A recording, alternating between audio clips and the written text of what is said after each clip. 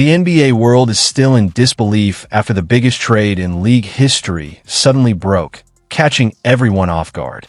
The move landed without warning and immediately sent shockwaves through fans, players, and front offices alike. This wasn't just a roster change, it altered the balance of the entire league in an instant. When a trade this massive happens, it doesn't just make headlines, it changes how the NBA feels moving forward. What would you just say to fans who are frustrated about this move? Luka Doncic was traded for Anthony Davis. Pause for a moment and let that reality settle in. The public explanation says Dallas had concerns about Luka's conditioning and believed Anthony Davis's defense could be the final piece to a championship run. That's the version being presented. But history has shown that headline explanations rarely tell the full story. And in this case, the more you look at the deal, the more it feels like there's something we're not being told. The most shocking, stunning, insane trade in NBA history happened, and it makes absolutely no sense for so many different reasons. So I started digging. I went through reports, timelines, and every detail I could get my hands on. And the deeper I looked, the clearer the pattern became. The numbers didn't line up, the timing raised eyebrows, and the quiet moves behind the scenes told a different story. All signs pointed in the same direction. This deal wasn't what it appeared to be. And today, we're breaking down exactly why. You know, I've been in the NBA for 40 years. You never trade stars for stars. Well, let's be clear. I'm the one making the decision, and Jay's supportive of it. So it's me. So let me ask you this. Does that sound like someone making a franchise-defining move that reshapes a billion-dollar organization? Because it doesn't add up. You were told this entire process supposedly began over a casual cup of coffee just weeks ago when he and Rob Pelinka casually floated a simple, "Would you ever consider this?" question. A decision of this magnitude doesn't usually start that lightly, and that detail alone raises serious doubts about how this really unfolded. And Rob and I were able to have, really intense conversations over the course of, 3 or 4 weeks that started out as a coffee that, was more, hey, would you ever, I don't know, would I? Let me think of, and then it... Before diving into the behind-the-scenes theories, it's important to explain why this trade simply doesn't make sense on paper. Luka Doncic had just carried the Mavericks to the NBA Finals and is still entering the heart of his prime. Since his rookie year, he's been a constant MVP contender and an All-NBA selection every single season. He isn't just elite. He's the face of the franchise, one of the league's most marketable stars, and the foundation Dallas built everything around. By every standard, Luka was untouchable. Yet instead of exploring the market, creating a bidding war, or even fully measuring his true value, Mavericks GM Nico Harrison wants fans to believe one of the biggest trades in NBA history began with a casual coffee conversation and a simple, "Would you ever consider this?" question with Rob Pelinka just weeks ago. Even more surprising, he claims the move happened without consulting anyone, not even head coach Jason Kidd. And that's where the story really starts to fall apart. We kept it between us. We had to keep it tight. Jay Kidd didn't know about it. We're also being asked to believe this deal happened because there was uncertainty about whether Luka would sign a Supermax extension. That explanation falls apart fast. Luka never once hinted at wanting out, never created public tension, and never showed signs of planning an exit. There was no trade request, no leverage play, nothing that suggested Dallas was at risk of losing him.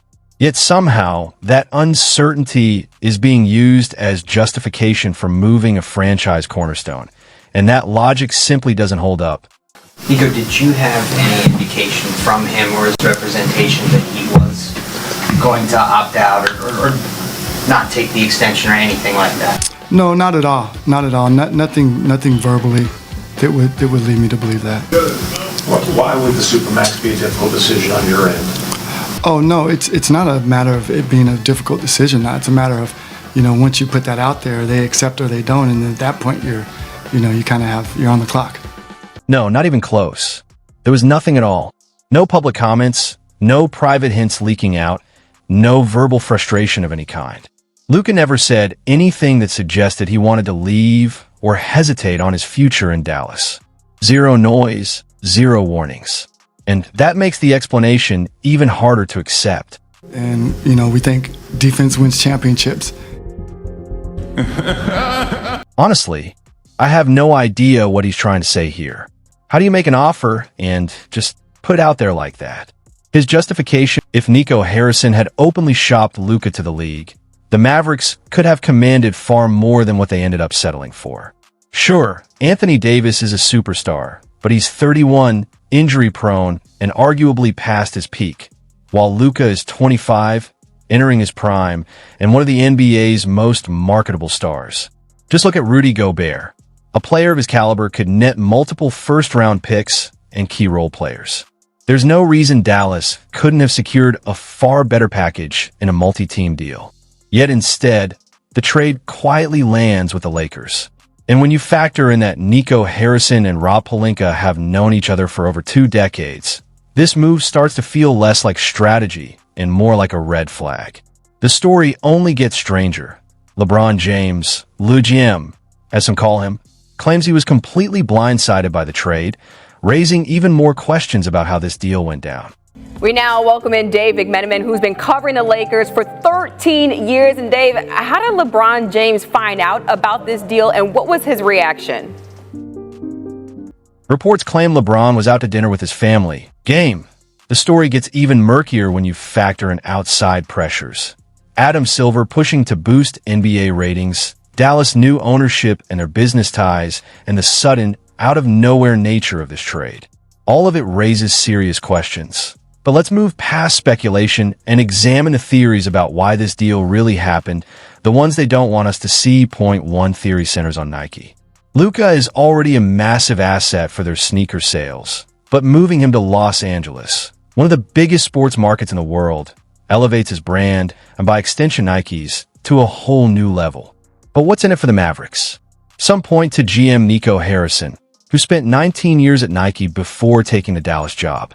He may still have financial ties, stocks, incentives, or other benefits that could reward a move benefiting Nike, potentially setting him up with a golden parachute if he eventually returns to Oregon.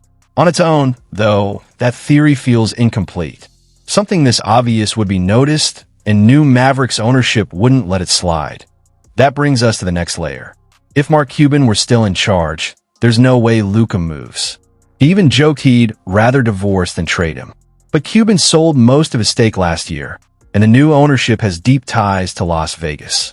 Some fans speculate their ultimate goal is relocating the Mavericks there, rebranding them as the Las Vegas Mavericks.